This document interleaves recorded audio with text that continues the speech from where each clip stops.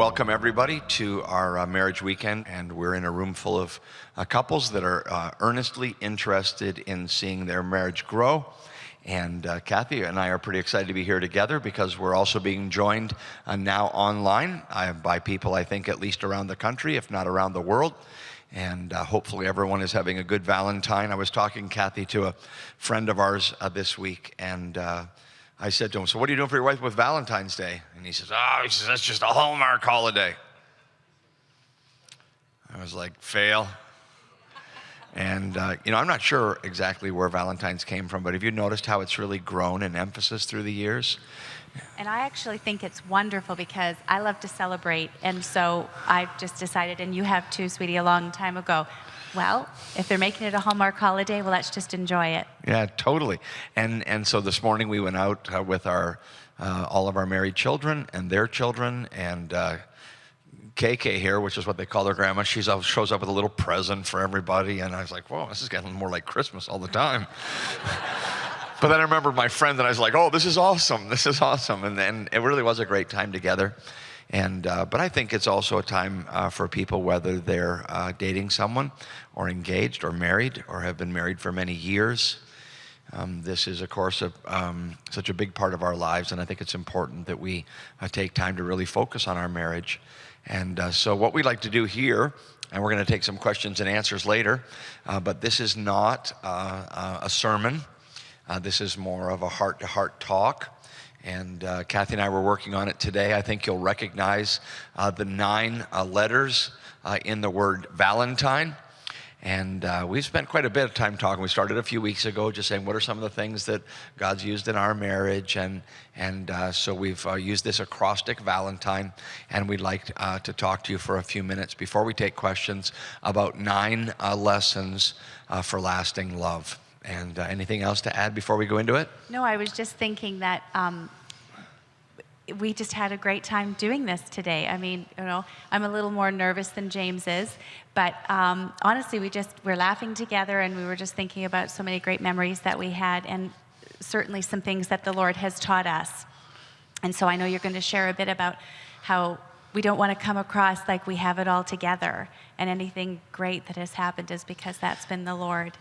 Well, the people who attend our church, I stand up pretty regularly in church and talk about what the Lord's teaching me, what I have to learn, what I wish I had handled better. And we don't have a perfect marriage, but we do have a great marriage. We have a strong marriage. We have a growing marriage. Or you always insist on me saying we've been married how long?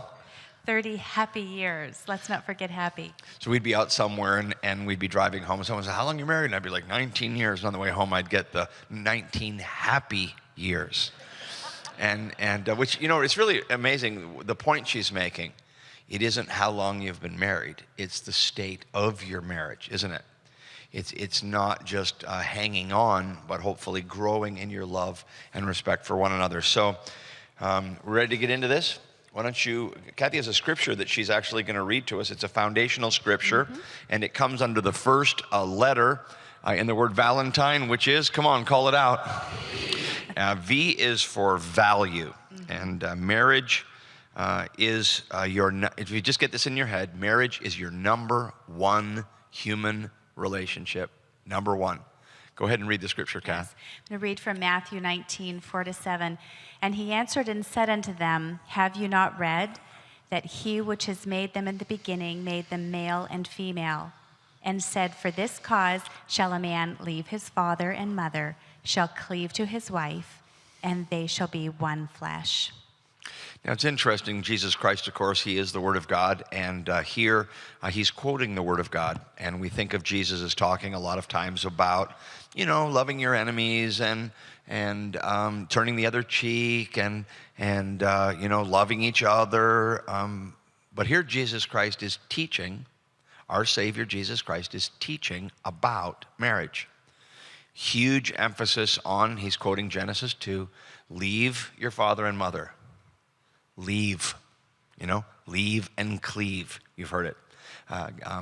This is your most important human relationship. I'll say that's something we've had, really from the start. I don't have any concept of happiness apart from this person. If she is unhappy, I am unhappy. If I am unhappy, she is unhappy. There is no happiness that exists outside of this person. And to get it wired in that tightly, that oneness. I think if I could give a single word that describes leaving your father and mother, be joined to your wife, the two shall be one flesh. If you could just always think about marriage is oneness. We are one person. I was having a good chat with my son-in-law the other day, and we were talking about oneness. One bank account, one vision for life, one bedtime, oneness. And Kat, do you have any stories you want to tell about that? Well, I know James has been a great leader in our family, and I love the fact that he is leading and caring for our family. And we were laughing a bit about it, but it's worked out great. But at the beginning of our marriage, when we were leaving and cleaving, we moved to the States, and we were 8 hours away from our family. And I grew up in a pretty dysfunctional family. I couldn't love my family anymore. They didn't know Jesus, so they did the best they could. But my mother was, well, she's just a trip. Lover, lover, lover. But at the beginning of our marriage, she was used to calling me and telling me, about this drama, that drama, and the other. And anyway, James was wonderful because I think it maybe took about 6 months of this. And I was really down after I would talk with her because I lived a long ways away and there wasn't a whole lot I could do about it.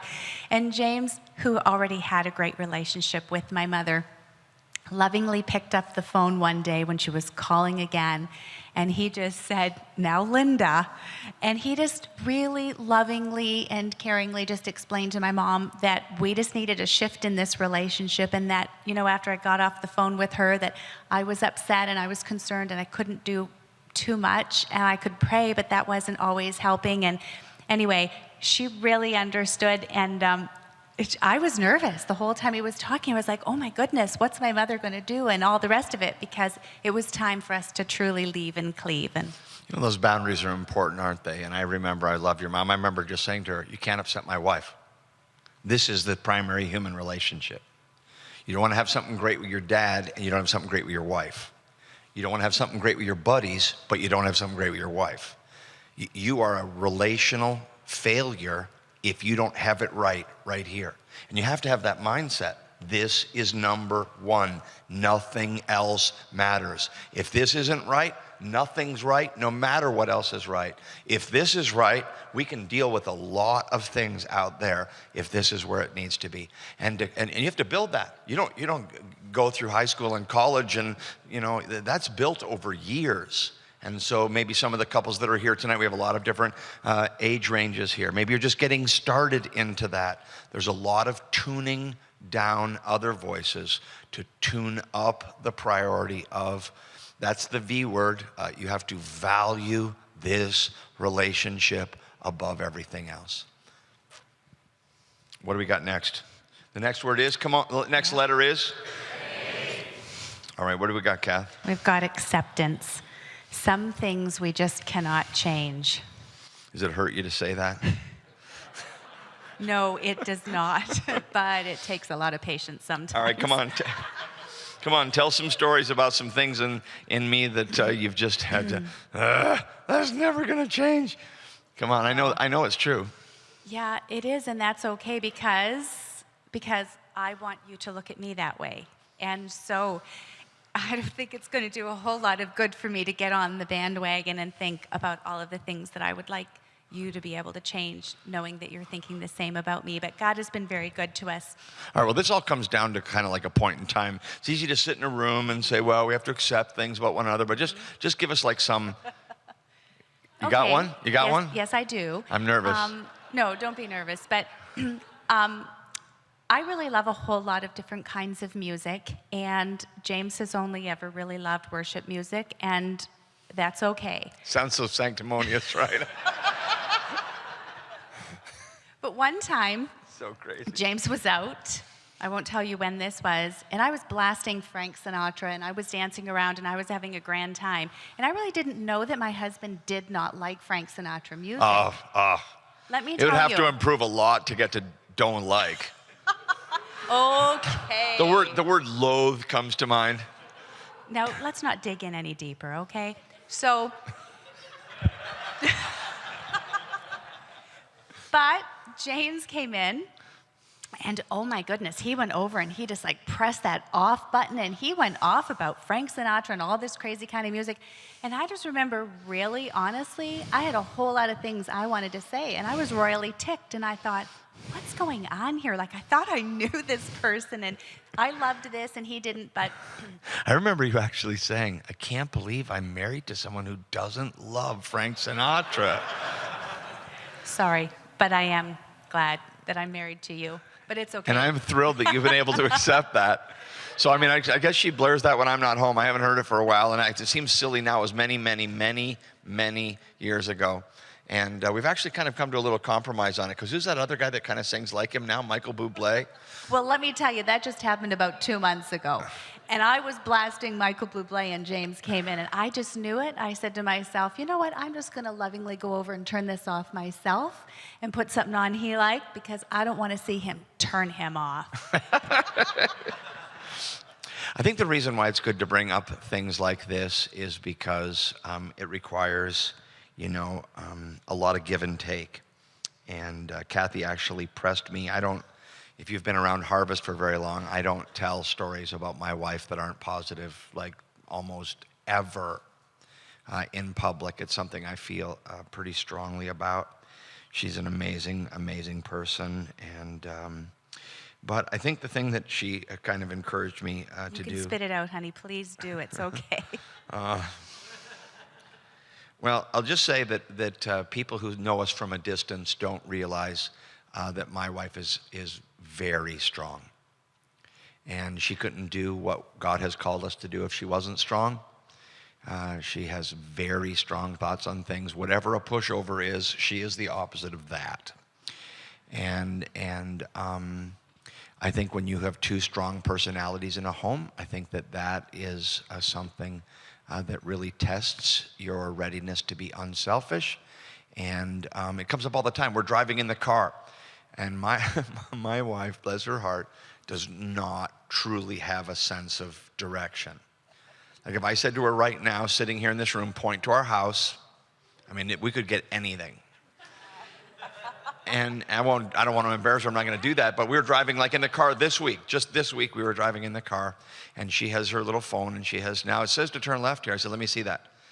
Well, I said, honey, the arrow's going to the right. She says, well, my phone does that all the time. Turn left. You got to go left. You got to go left. It's a left here. So I turned left, and I mean, we weren't 50 yards around the corner, and she's like, you got to turn around. And I'm like, honey, why are you giving directions? You don't understand directions. And I don't know if any of this stuff goes on in anybody else's house, but I think the reason why we're bringing it up is because we love all of you and those of you who are listening right now. And I adore my wife. And I don't want you to think that somehow everything in us just fit together perfectly. And if you fit together as perfectly as we did, you'd have the marriage that that's not right. There are many things that happen between us in the course of a week that love has to conquer. And there's just some things about quirks in one another. We were driving over with our dear friends Rick and Lynn Donald, who are going to come up here in a minute, and we were joking about little quirks in us, and Lynn, Pastor Rick's wife, said, we're fearfully and wonderfully made, which is, I think in the Message version of the Bible it says we're all weird. And everybody is fitting together with someone else's idiosyncrasies. And I think that if you really want a loving relationship with a Valentine, you're going to want to grow in your ability to know what can be addressed and improved and what just has to be accepted. So, how's that, sweetie? That's great. Okay, next letter is, come on. All right. You're losing track there. That wasn't as strong as you've been. The next letter is? L. Excellent. All right. L stands for, I bet you can guess. Love. And go ahead with that, sweetie. Mm-hmm. You before me. And we put their actions before words because, of course, it's so easy to say so many things. But when you really show how you really feel, I think that's sometimes when we really know that is deep in our hearts, and that's so true. So I'm going to read 1 Corinthians 13,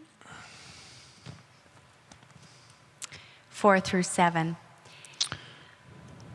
Charity suffers long and is kind, which of course we're saying love. Love envies not. Love vaunts not itself. It is not puffed up. Love does not behave itself unseemly. It does not seek her own way.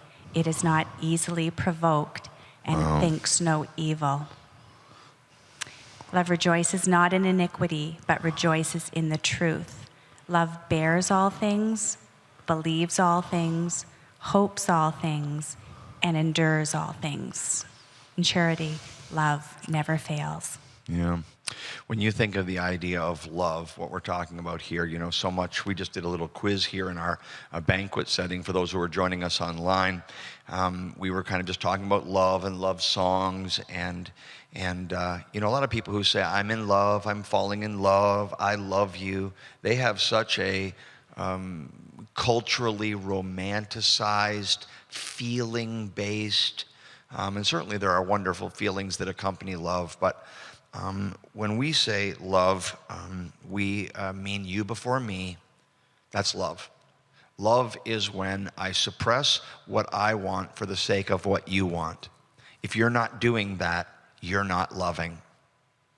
You're not. Love is believing all things, bearing all things, hoping all things, enduring all things. It's amazing how many people who say, I love you, really mean, I love the way you make the person that I really love feel, which is me. And when you don't make me feel the way that you used to make me feel, then I won't be loving. That was never love. Love is a conscious decision to place the needs of another person above my own. And it is the essence of what following Jesus means, and it is what we are called to. And when we talk to couples that say, well, we're not in love anymore, I have found this to be true. If you would go back and do the things that love does, you would feel the things that love feels. It is the refusal to do the things that love does that causes us to stop feeling the things that love feels. If you're here at this banquet, if you're listening online, if you need a change of direction, if you need a major fix in your marriage, take 30 days and faithfully do what love does, regardless of what comes back, regardless of what you experience, because you're not thinking of yourself. Do what love does, and you will begin again to feel what love feels. You don't fall in and out of biblical love, not true love. It's an action, it's a do. Well, and I was just thinking we can only do that because he loved us first. Right. We can only do that. It's a supernatural thing. We're talking about quirks and all of the things, but there's some serious, burdens and things that come into our lives when you're hoping and praying for a relationship to last for years. And so I have just found in our life so far that really the times when it's been difficult, you just reach down and just say, Lord Jesus, I know that you can do this, even when I can't. And I know that's been so important. So what are some of the little things? Just talk about, when we talk about doing the things that love does, when you're falling in love, when you're dating, you just do a lot of thoughtful things. And it's amazing to talk to couples who have been married for 3 years, 5 years, 10 years. When was the last time you did something really thoughtful, really romantic? They say, well, it's been years. I don't do that anymore.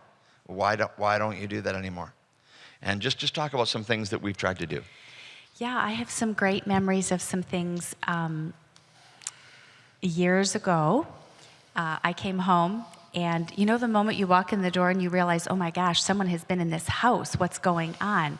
Anyway, I went through all of the rooms of the house, and James had bought, I don't know how many roses, but he had taken them all and he had written a note and attached it to a single rose. Like when I opened the fridge, there was one in there. And the note, I recall, said something like, thank you for all of the meals that you make in this kitchen. And it was so lovingly thought out. It wasn't just a quick trip to Jewel, although I don't mind a quick trip to Jewel if he gets me some chocolates. But that was a really wonderful thing that I knew the moment that happened, and I went through all of the different rooms and just sweet notes that I've kept attached to all of these roses. But what it said to me was, my husband was thinking about me when it wasn't February 14th, and it wasn't March 19th, my birthday, and it wasn't our anniversary, but it was that he was really thinking of me and loved me and says it all the time, but was taking the time to show me. And my friends who know me well are always saying, what in the world is your husband doing now? Because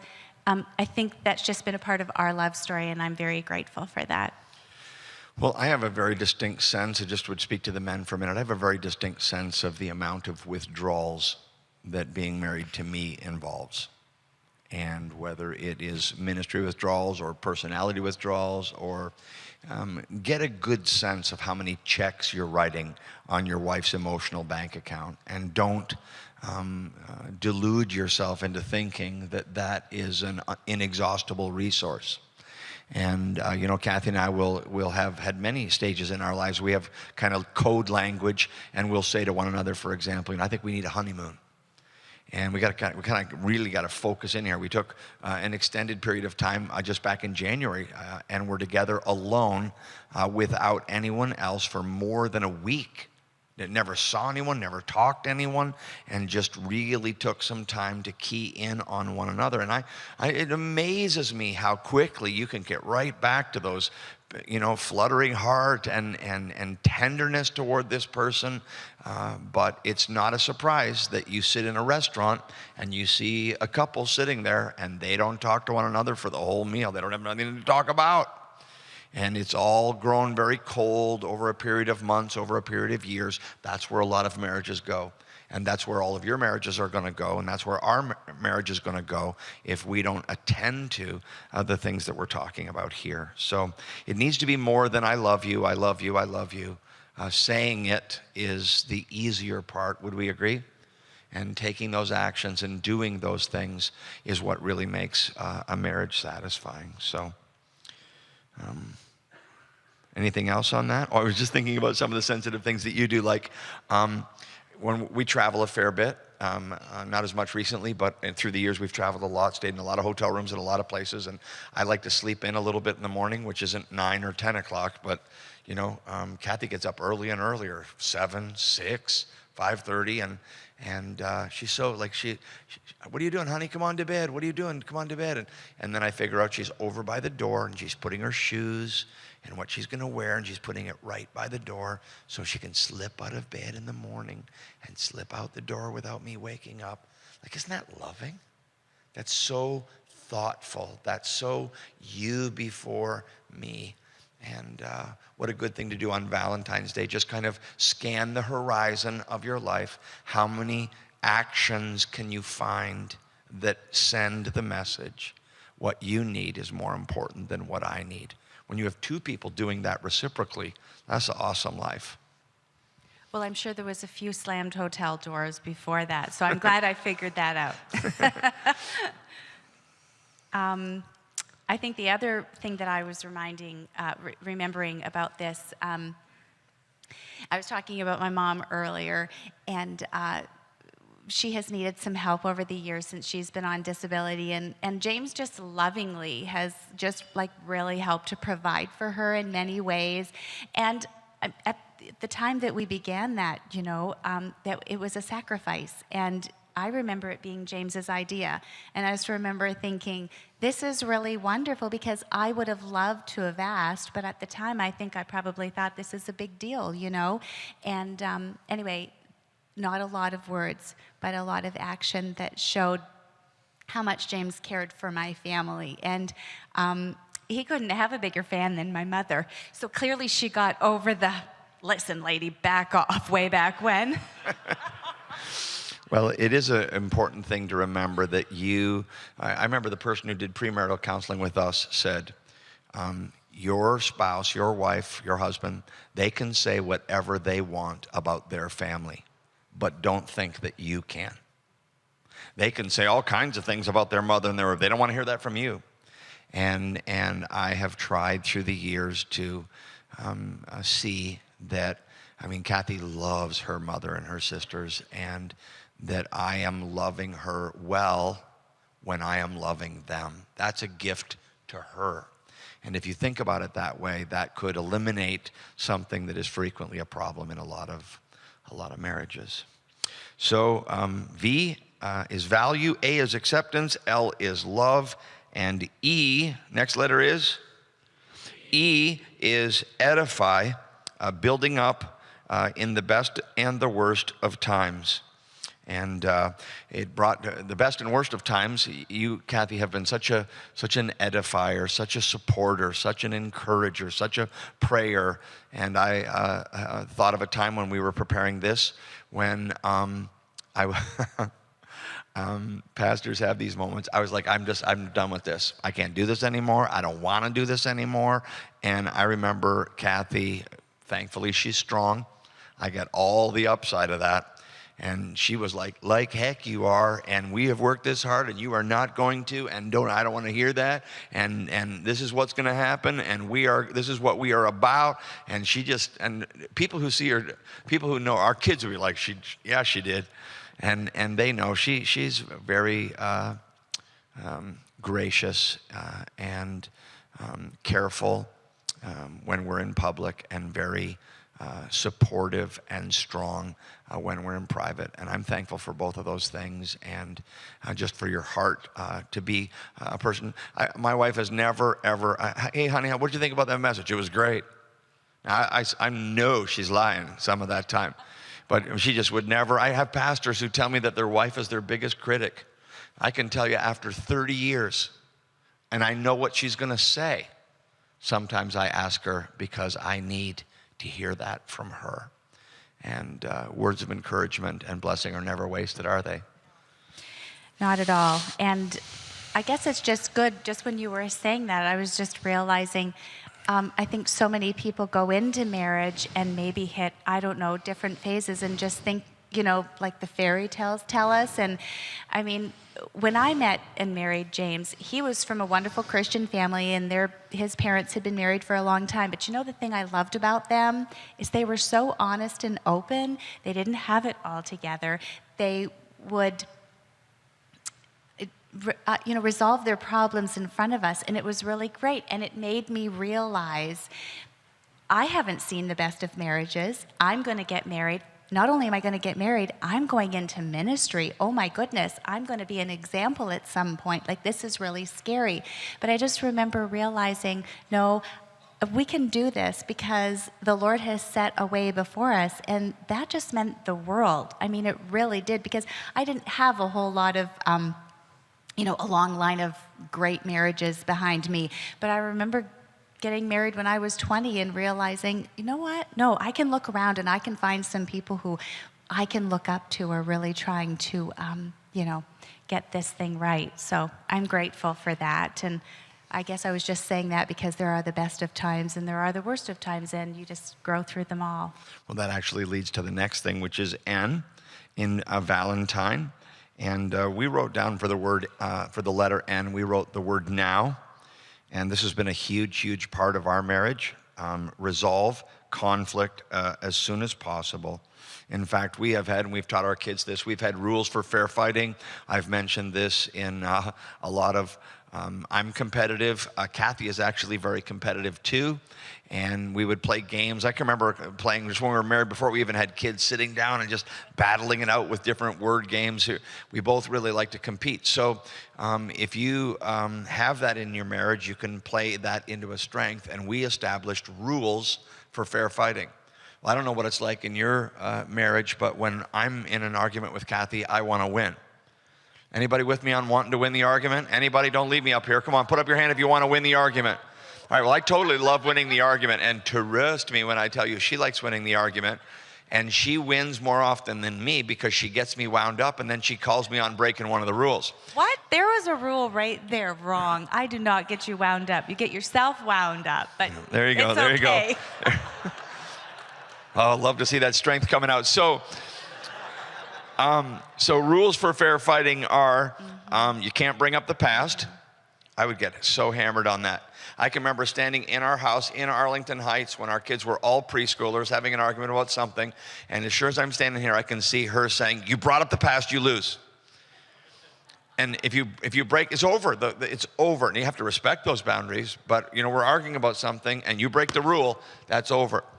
And so we have kind of policed ourselves. We've kind of said we're going to live within these rules. And you can speed, but if you speed, you're going to get pulled over. Once you get pulled over, it's over.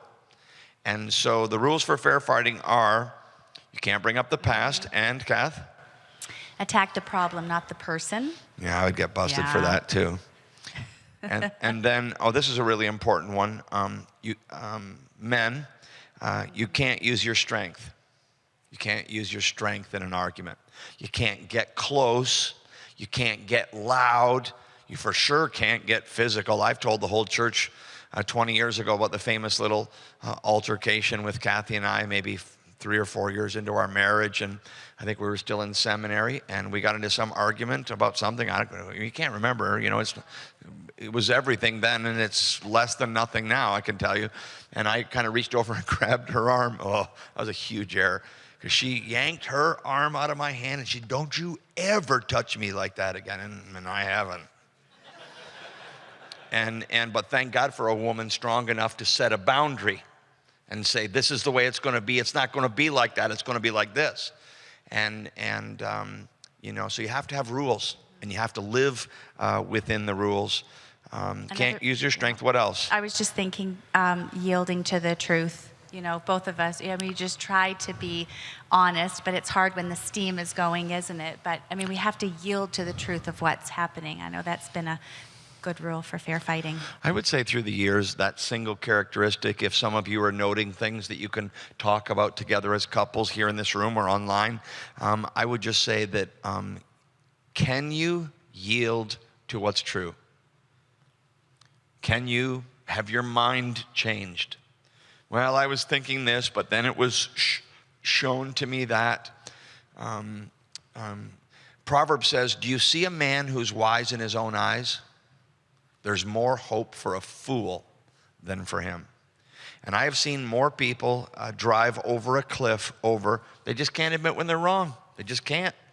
They can't, they don't, and everything goes great till they're wrong. And once they're wrong, then it's not going anywhere good, because they can't admit when they're wrong. So I was reading today from Dietrich Bonhoeffer, a quote about marriage, and I wonder if I have it here. Not sure if I brought it. It's not there. Is there another paper there, sweetie? I just thought this was so outstanding from Bonhoeffer. He said, marriage is more than your love for each other. It has a higher dignity and power, for it is God's holy ordinance. Through marriage, God wills to penetrate the human race till the end of time. This is good. In your love, you see only your two selves in the world. But in marriage, you are a link in the chain of generations, which God causes to come and go and to pass away to his glory. And then this, as high as God is above man, so high are the sanctity and the rights and the promise of marriage. It is not your love that sustains the marriage, but from now on, it is the marriage that sustains your love. In other words, there is in each of us a diminished, depraved capacity to love. And instead of looking at your marriage as lacking love, look at your heart as lacking love and your marriage as the place to see that problem solved. You're not looking for a marriage that has love. You're in a marriage and looking for a heart that is learning to love. Do you see? Marriage is what brings the better love out in you. And I just love that concept. Go ahead, hon. Well, we were laughing today at some of the, comical things that have happened. And sometimes you just need some relief because, there's a lot of intense things that go on in trying to keep a marriage happy. And so we were just laughing. There's just this famous story that happened a long time ago. And in ministry, there's just a lot of things that go on. And we were preparing for a baptism night. And we got to the church, and the baptismal tank wasn't filled. We didn't even have a building. We were renting the high this was school. years So we ago. rented a church, and everyone was coming to get their families baptized. And we got there and there was no water. And so quick, we all had to decide, oh my goodness, like these people are here, they're getting baptized. This is so awesome. What are we going to do? So we put our heads together and we realized that there was a lake not far at someone's house and we were going to go. And we were going to get into our cars and go there. It was a great plan. Well, honestly, as we've said earlier, James and I got into a tiff. I have no idea. And this is embarrassing. Like, we're the pastor and wife. This is a new place. We're so excited. This is like something really great happening. We got into a tiff. It must have been bad because I said to a friend, I said, I just can't go. I said, you just need to drive the kids and I home. Well, James didn't hear me saying that, and this is all, of course, resolve it now. So I get into the car with her, and we are barreling down Valentine Road. Well, sure enough, who comes barreling right down beside us? James. And this is the craziest story because... No cell phones back then. Oh, no. And so I'm like, obviously upset and I don't want to deal with this. And James is obviously like, oh no, we're going to deal with this. We got to get this dealt with. We got bigger things to do here. James is driving. I'm talking to my friend. I see, oh my goodness, there's James. I'm like, Chrissy, do not stop. Just take me home. We'll be fine. This is her pastor. I am so embarrassed about I rolled this down the story. window and I'm like, you're stopping right now. Yes. And so I was telling him to can it. I'm telling Chrissy to keep going. Clearly, thank the good Lord, I got some wisdom there. And, she was obviously going to pull over too. She saw him. She was like, I've got to pull over. This is my pastor. Well, she pulled over. James and I obviously dealt with it and got it worked out. And I took Kathy over to the lake and baptized her.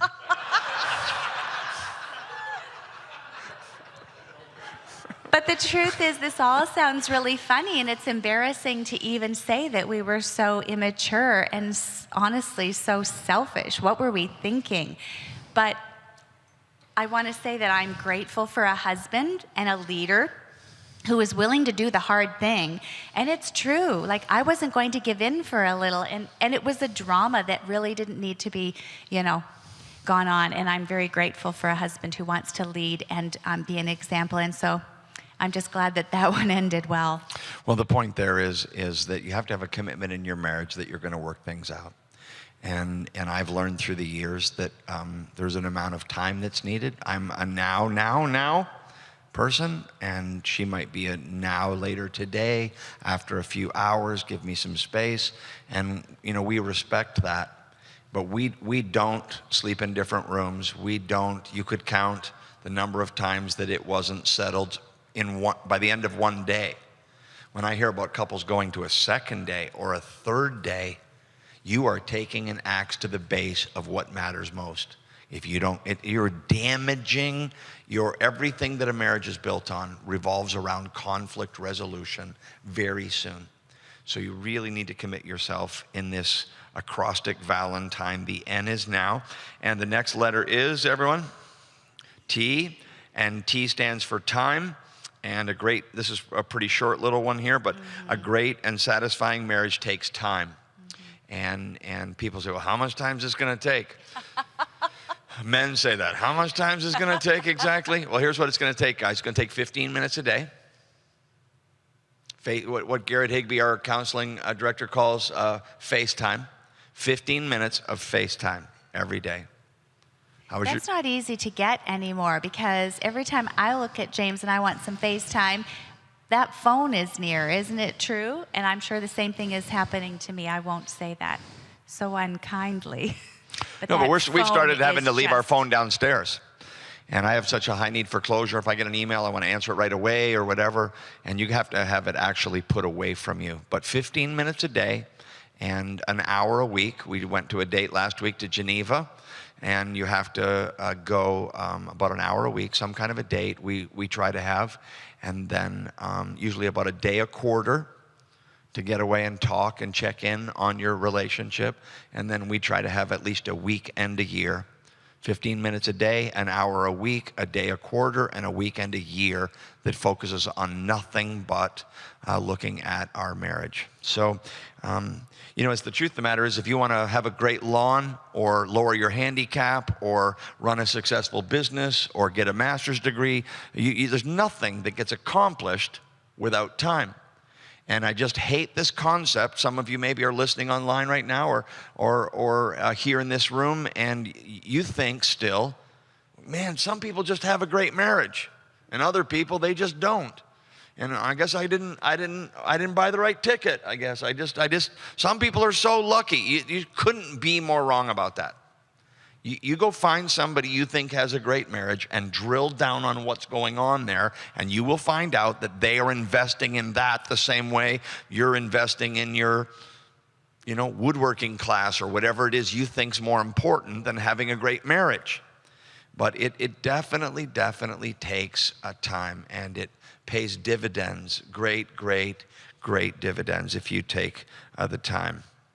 So finally a subject I'm excited about. What's next, hon? I is for intimacy. Nice. Got any amens here, man? Some amens over here. You guys are looking at me like you don't know what I'm talking about. Get it together.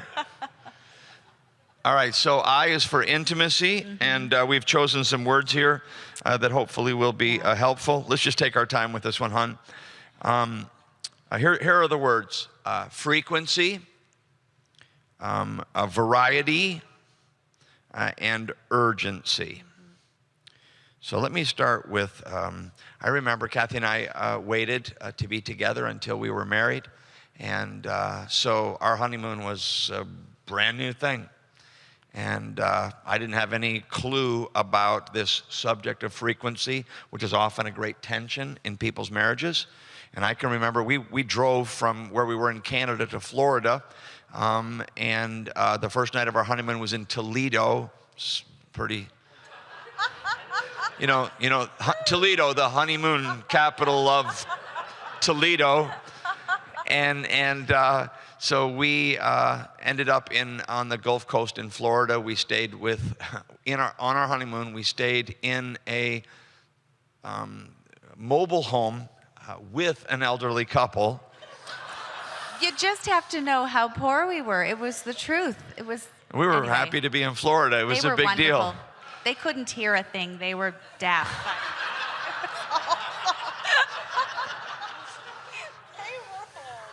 Moving along, I would say that, so I can remember on our honeymoon, I would think, that was 4 hours later, I'd be like, that was pretty fun. I think we should,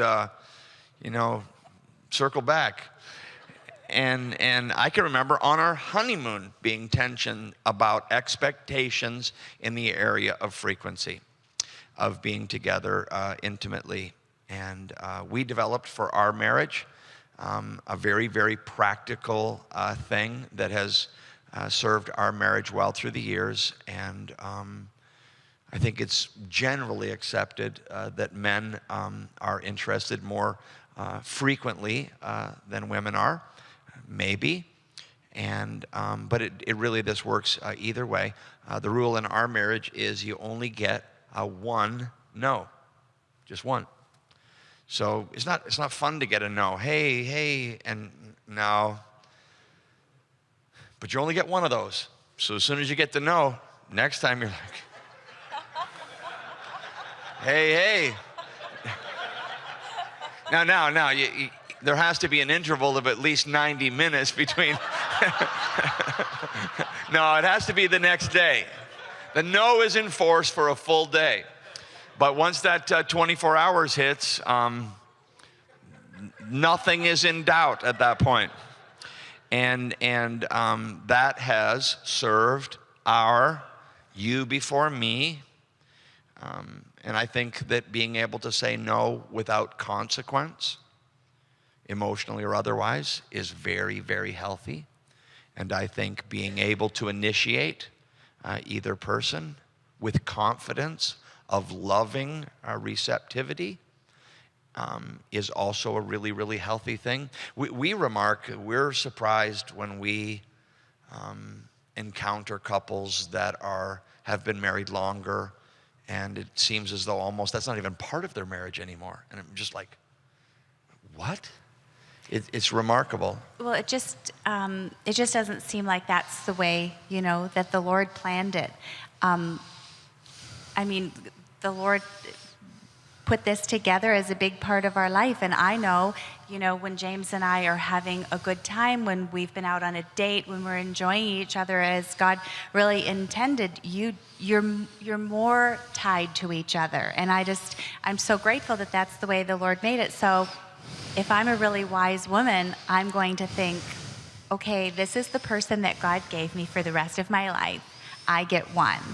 I want to love him and care for him and treat him as I would want him to treat me.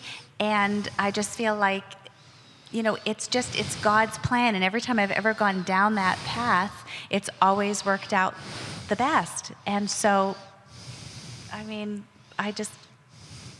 just so grateful that the Lord taught us that early on. I think it's really important. It is. And I think it's really important that you don't allow yourself through the months and through the years to rationalize a relationship that doesn't include. The scripture is very clear about not defrauding one another, and I just think it's really important to get to the bottom. If that is something that is diminished in your marriage, then I think it's really, really important to get to the bottom of why that's happening, even if you have to go and get counsel. And even if you have to seek some help in that regard, the intimate part of a marriage relationship is like the dessert in a great meal. And nobody wanted to come to this banquet tonight and eat all desserts. But the little dessert that we had was really nice at the end of the meal. And that's how you should think about intimacy in a relationship. It's not the whole thing, but it is an important part of it, and almost a culmination and a celebration of everything else. If that's become very difficult, something else is wrong. And you need to get to the bottom of, and often couples will be arguing about the sexual part of the relationship when really the struggle there is symptomatic of something quite different. Maybe the man is neglectful, maybe the woman is shaming him in their relationship. But as we said, you need to get to the bottom of that. So that's frequency. And then our next word here, Kathy, under intimacy is? Variety.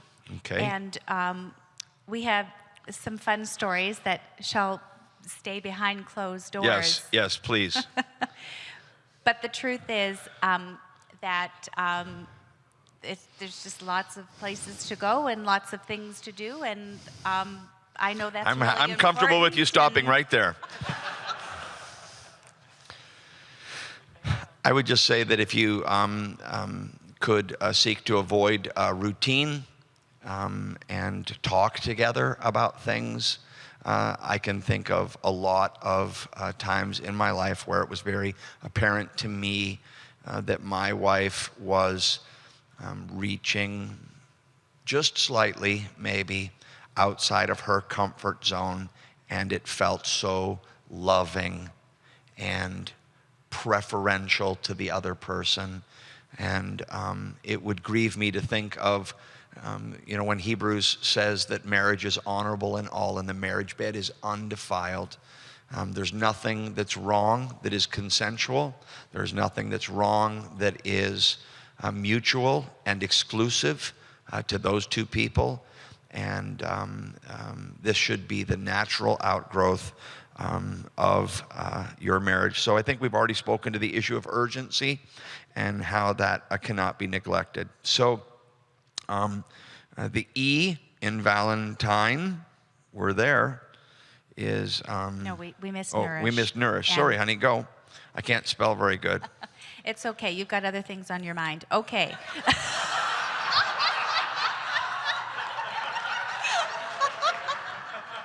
What would that be? Yeah, let's go back to, did we cover intimacy? Yes, we did. 90 minutes. Okay, so we're on to N. N for nourish. Your faith feeds your humility. Yeah, I think what we'd like to say here is, and we haven't talked about this, but your faith in God, our following of Jesus Christ, our believing this book, is really an awesome part of a growing marriage. Here's why. Weekly worship attendance at church is intended to be, a pride-withering encounter with God. every week. I went and met with God and got reminded that I'm not the most important. I went and got before the Lord and bowed before him and remembered it's not just that I'm placing myself under this other person. We have a king who's over all of us. And church is the place where I go and I get everything kind of in order. And God first, and my wife, my spouse second, and myself, somewhere down the line there after my family and so on. So church and your growing faith, biblical Christianity, rightly understood, is a journey toward profound humility and selfless love. That's the journey we're on, toward profound humility and selfless love. And so growing in your faith should automatically be a growing in your marriage, and nourishing your own relationship with the Lord is key. And that has certainly been true in our marriage. It has. And we were just talking earlier that part of that is just that when burdens and cares and just the dailiness of life, happens, I mean, where do you run to?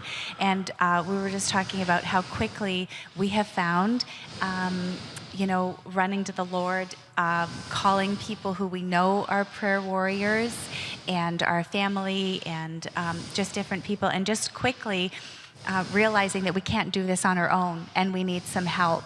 And just grateful for the people who want to come alongside us and bear our burdens and love and truly pray for us. What a big deal that is, that someone has said to me that they have prayed for us. Yeah. I just would never take that for granted, and the opposite way too. When someone asks me to do that for them, it's just the big part of our life to know where to go. So turning to the Lord in humility, praying together for your marriage, praying together for your family, that dependence upon God sets the stage for humility in your home and in your marriage. And men who say they have a great relationship with God but don't have a growing relationship with their wives are kidding themselves. You don't have a great relationship with God if you don't have a growing relationship with your spouse. Now, maybe your wife's struggling, maybe even if you are having to help her through some things, God is using that to shape you. And hopefully that a priority is coming out. So the last word is the last letter in the word Valentine, E. And here the word is evaluate. Regular intervals of review and renewal. And Kathy, we've had a lot of those through the years. We have. We were just talking about that. And just really taking it, it's a big deal. I mean, if you don't know where you're going, any road will take you. And so, we've got to often sit down and say, okay, are we going in the way that we want to? And how much time are we spending with this and that? And what's most important? And with our married kids now and with grandkids and with this ministry growing so much. And we're grateful to take the time together and really ask the Lord to show us. We don't need to plan this all our own. I remember when our kids were dating, they would talk about having these DTRs. Does everybody know what a DTR is? Where they sit down and they have this define the relationship. You're dating somebody else, let's define their, so are we a thing? Are we a thing? Are we going steady? Where's, and girls, they want to have DTRs like, every other date, and guys want to have them never. And that carries over into marriage. And women want to talk about our marriage and how we are doing, and guys don't. And I would just say that evaluate. You want to have a Valentine? Guys, you're going to evaluate. Just like you would evaluate a team you were coaching, just like you'd evaluate a sales team you were leading. You need to have some times to evaluate your marriage. How are we doing? I said to a couple when we came in tonight, we didn't read the things that were sent in. We know some people are really feeling challenged in their marriage. Others just wanted kind of a nice night out, and there's quite a cross-section here. So we don't know where all of you are at, much less the people who are listening online. But evaluate. And we would just challenge you that if you would take some time, take these 9 words that we've given you: value, acceptance, love, edify, now. In regard to conflict resolution, it takes time, the importance of intimacy and nourishing your faith, and evaluating your marriage. And I would just want to say that by writing in like you did and coming to this event tonight, you have sent the message loud and clear. I hope your spouse is listening. You have sent the message loud and clear. This relationship matters to me. I want to work on it. Good for you. Those of you that have tuned in online, you could have done a lot of things with this hour, but you've decided instead to say, my marriage matters to me. I want to work on it. And just before we have a little bit of question and answer for a few moments, let's just acknowledge together our gratefulness that we've expressed together. Our marriage matters to us and to God, and we want to work on it. Amen?